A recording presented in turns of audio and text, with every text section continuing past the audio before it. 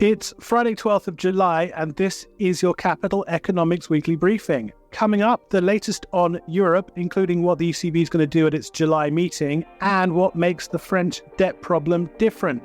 But first, Neil's out this week, but we're lucky to have Paul Ashworth, our Chief North America Economist, in the chair to make sense of the latest US data and let us know what on earth we're meant to make of this election. Hi there, Paul. Hi, David. So this podcast is scheduled to go out during half-time of the England-Spain game on Sunday. For avid listeners who aren't having a good match, I thought we could start with the positives. Talk about the latest US CPI and PPI reports that we've had in the last day or so. Taken together, what are they telling us about this disinflation narrative? Well, of course, the Fed is looking at its own preferred PCE measure of inflation. So what we need to do is piece together what the CPI and PPI reports mean for PCE. And in this case, they're undoubtedly more good news.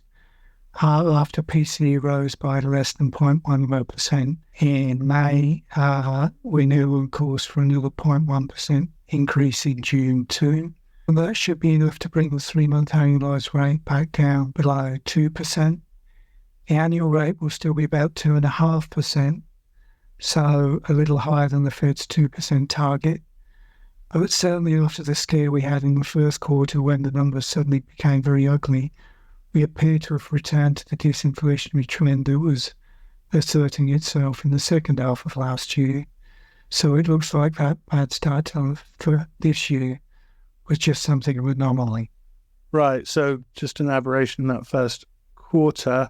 So when Jerome Powell talks about more good data, I mean, this is what he wants to see, right? And where does this leave us in terms of Fed policy? When will we get that first interest rate cut?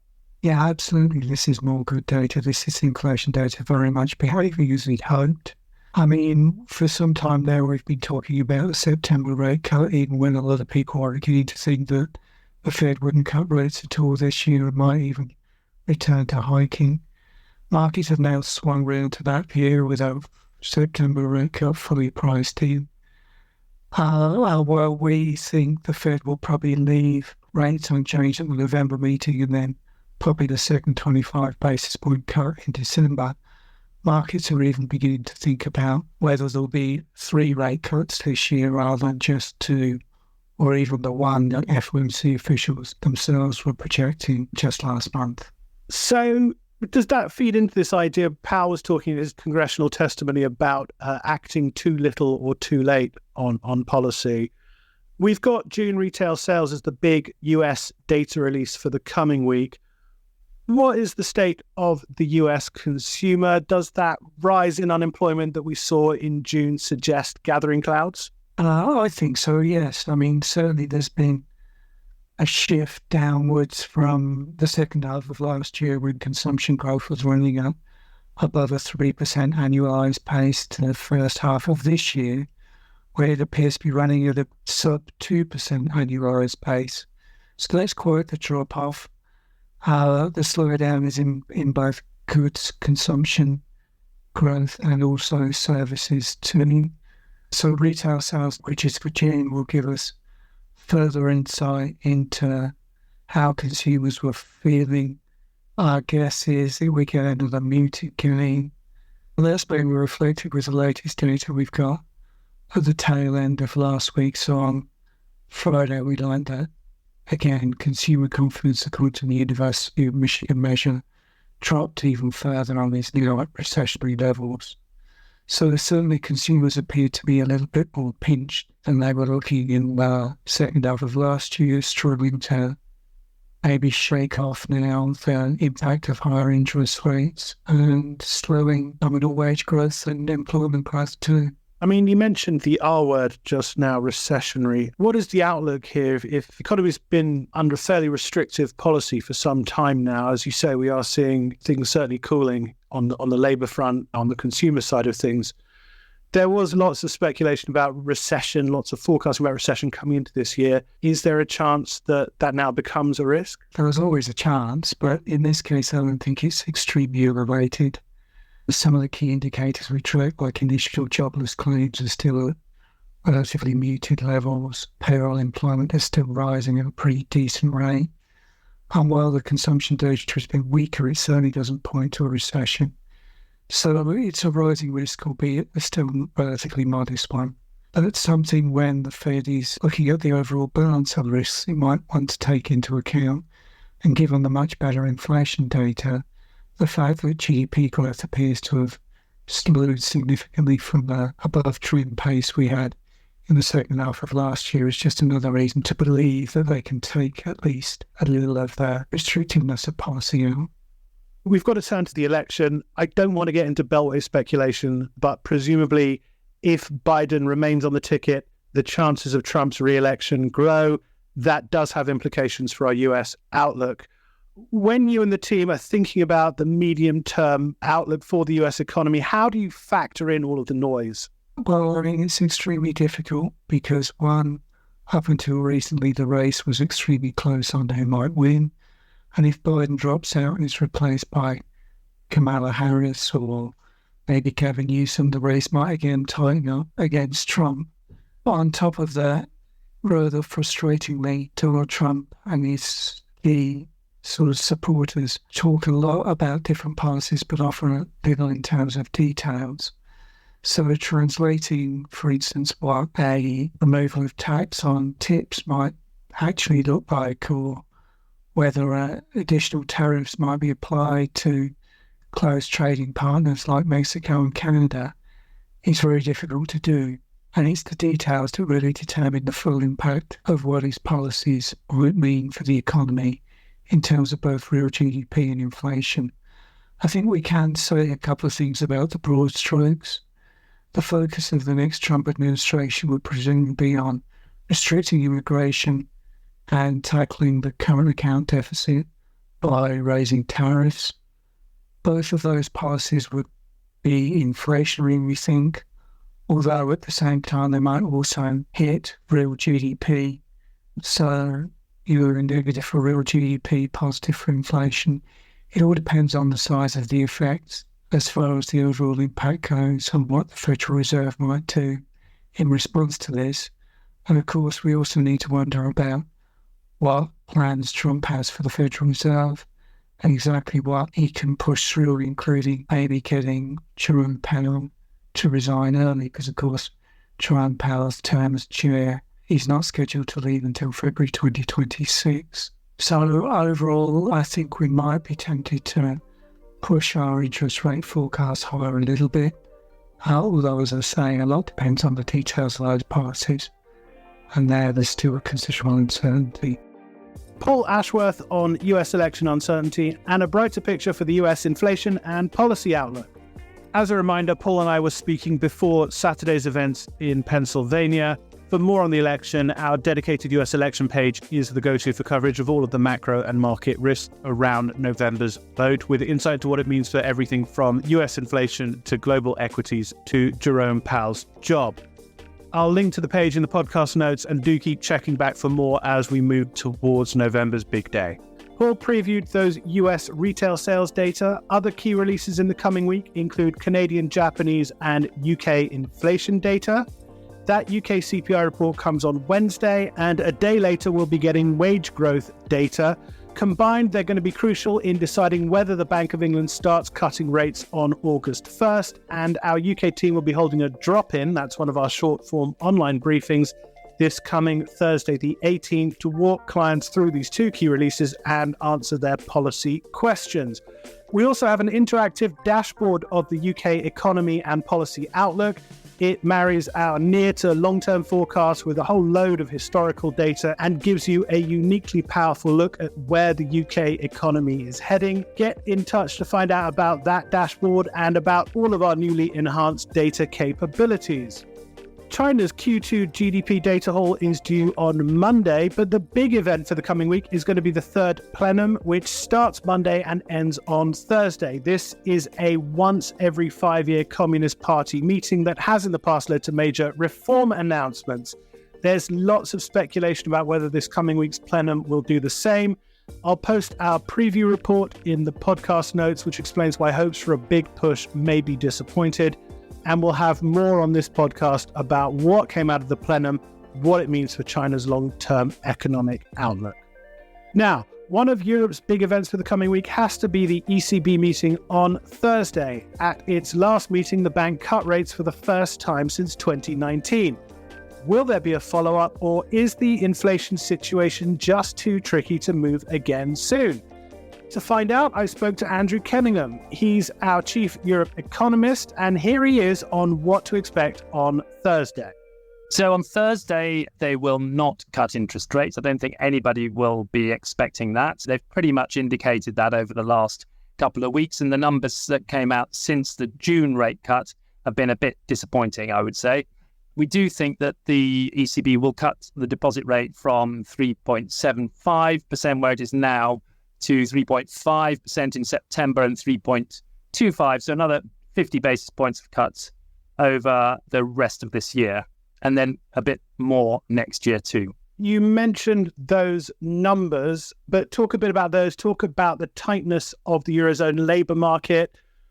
What's the argument for cutting rates at the pace that we've been discussing? Talk about the risks to our view.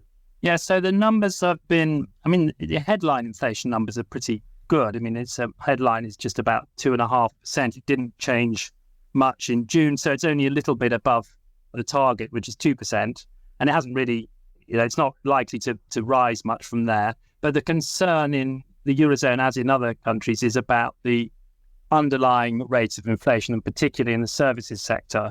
Services inflation actually stuck at about just over 4%, and hasn't come down really since the last quarter of last year. And that is a potential cause of concern, and it's the reason I think they're going to go quite slowly in reducing interest rates.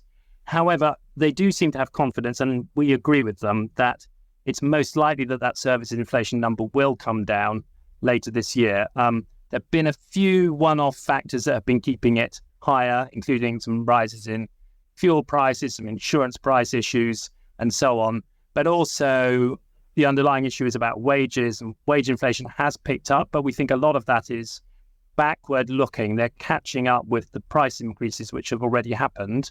And it is very likely that we'll see wage inflation come down over the medium term. So by next year, the projections for wage agreements that are going to be reached with trade unions are significantly lower than the increases this year. So although the ECB is busy saying many times that they're not really relying much on their forecasts and they're data dependent, actually they do have this underlying view about what is really going on in the economy. And that, I think, is going to encourage them to gradually bring rates down. A number of the policymakers, including some of the more hawkish ones, have pretty much said as much over the last couple of weeks. Right? Isn't the key risk that the labour market stays tight? Yeah. How much of a constraint is that? Yeah, so the risk is around the labour market. The labour market is quite tight. The unemployment rate is still at a record low. Vacancies are still quite high, although they have come down a long way from their peak. So yes, the labour market's staying tight.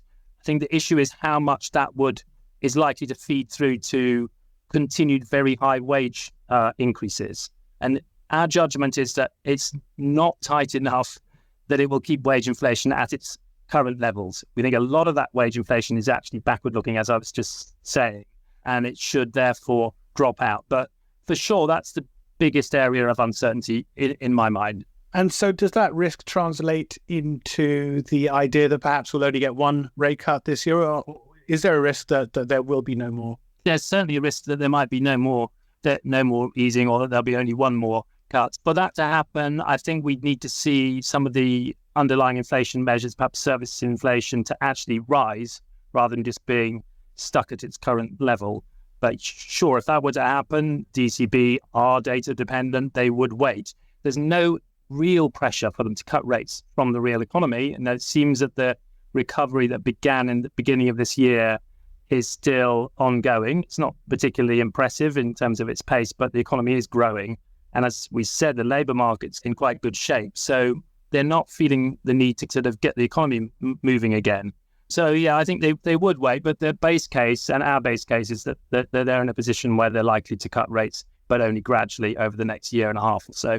Okay, so the ECB is going to be a big talking point for the coming week. I predict that the other big talking point will continue to be what's happening with French politics since that snap election.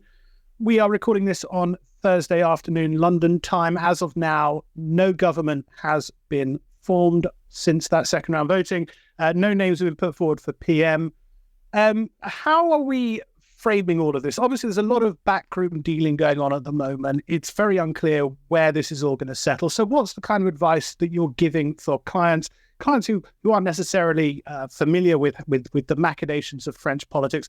What are we advising them in terms of sort of the macro picture and how this political situation feeds that? Yeah, well, I think the bottom line is that some of the worst outcomes have been avoided. And because the parliamentary elections resulted in 3 large parties, but no majority for either of the more extreme parties, the risk of a really big fiscal expansion and a really big sort of standoff with the bond markets has receded. So that's the good news. But the political situation and the outlook for public debt is clearly worse, in our view, than it was before Macron called this snap election. Because whatever the outcome in terms of the coalition formation, there's going to be even more pressure for some increases in expenditure and some tax cuts, which would mean that the deficit will not come down as fast as it would need to reach the European Union's target and to put the debt on a sustainable path. Now, even before this election, we thought that the most likely thing was that the government would fail to bring the deficit down from 5.5%, which it was at last year, to 3% by 2027, which is the target. We were saying maybe 4%. That now is beginning to look a bit of a stretch. And then the problem there is you've got a high debt stock to begin with within the monetary union, and you've also had the debt rising steadily for a very long time. So at some point, something is likely to crack. It doesn't mean we're going to have a huge fiscal crisis on the scale of what we've seen back in the days of the Eurozone crisis, because the ECB is in a different place and so on and so forth. But the risks of a further sell-off at some point in French government bonds is pretty significant in our view. Yeah, I wanted to ask that because, if you've been long French bonds or stocks since the start of June, then you've had a pretty rough few weeks. To what extent do you think the bad news has been priced into the bond market, or is there a risk that, you get the wrong names put forward as PM and you get another step change in how those assets are priced, either positively or negatively? Yeah, so I think the market's made what seems a fairly rational adjustment in terms of the spread on the French 10-year bond relative to Germany, for example. And it's risen from around 50 basis points prior to this election announcement to around 65. So it's added a little bit to the risk premium, but not a huge amount. I think the thing is that from here, the risks are still of the situation worsening rather than getting better. One possibility is that there's a prime minister named that spooks the market, though I don't think that's particularly likely, to be honest, because the only plausible coalition that could command a majority or anything close to a majority, I think would have to be among the more moderate or centrists from the left-wing Popular Front, along with some of Macron's group, centrist, the Ensemble group. And therefore, I don't think, for example, Jean-Luc Mélenchon, who's a sort of firebrand far-left leader, is likely to become the prime minister. But I think if you look further ahead, even with a sort of centre-left coalition or minority government, they will find it very hard to agree on the deficit cuts that would be needed for the EU to be happy. And bond markets in the Eurozone do seem to take their cue a lot from what the EU says. And if the EU is saying this is not enough to be on a sustainable path, then I think we could see another period of anxiety in the bond markets, if you like. So tell me something. You've been talking about French debt just now. What is it about France's debt picture that has markets and us, frankly, so worried? I mean, it's certainly not the only G7 economy in a fiscal hole. So is it just the focus that's been brought by the politics of the past few weeks? Or is there something uniquely Gallic about France's debt situation? Well, yeah, certainly not the only country that has public debt problems. There are specific issues in a currency union that make it more difficult. So you can't monetize the debt in the way that others could. And, the US, which has this significant fiscal public debt dynamic problem, has its own situation as being the world's reserve currency, which makes it easier. But no, I think turning back to France, I think the political developments have shone a light on an existing underlying problem, but they've also made it a little bit worse because for the reasons that we've already discussed. But I think one interesting thing about France is its debt to GDP ratio was only 20% in 1980. It was the lowest of all the G7 economies, which is really quite difficult to believe, but true. It was 60% when they joined the Eurozone, which was the same level as Germany, and it was exactly the level they decided was required to meet the Maastricht criteria, coincidentally. And since then, it's gone on rising and rising and rising, whereas many other countries within the Eurozone have brought their debt ratios down at various points in time. So if you look at, say, Italy before they joined the Eurozone, you look at Belgium before and after joining the Eurozone, you look more recently at countries like Greece, which had a huge crisis, Portugal, which had a less huge crisis, they've really turned things around. In France, successive governments and presidents have tried to bring the deficit down, to put the debt on a sustainable path, and they have failed. With the best intentions, they've come in and they've run into opposition from Parliament or literally on the streets. Million people coming out to complain about an increase in the pension and so on. So there is something in the political structure, maybe in the culture in France, which is more difficult in terms of governing public debt than, take an extreme case in the other direction, a country like Germany, where, politicians compete to offer the most hair shirt kind of government that you can, and they have a sort of excessively tight fiscal policy. So it's an underlying quite deep problem. But back before they joined the Eurozone, there was some discipline from the markets because periodically they'd have a big devaluation. And that was something nobody enjoyed. It's humiliating for governments. They tried to avoid it. When it happened, they then had to tighten their belts. Within the currency zone, I think one of the things that's really interesting is that they've not faced any really significant market discipline at all. Devaluation can't happen. And because the spreads have really been very low, and they're still quite low, they don't impose a discipline either. And that's because France has been seen as being absolute super core country where the risks are minimal. So given that you've got a political system that results in excessively loose policy and rising debt, and you've got no external discipline on it, you get this inexorably rising debt ratio. And that's the underlying problem. And I think the issue is it's quite difficult to see what will turn that around other than some kind of major confrontation with a combination of the EU and the markets. Andrew Kenningham on the ECB and the fallout from the French election. We're continuing to track its macro and market implications, and I'll link to our dedicated page on the website where you can see all our key analysis on this situation. But that's it for this episode. If you've been listening to this episode while that England-Spain game has been on, then it's coming home, or Que Viva España, delete as applicable. I'll be back next week with more from the Capital Economics team on what's happening in global macro and markets. Until then, goodbye.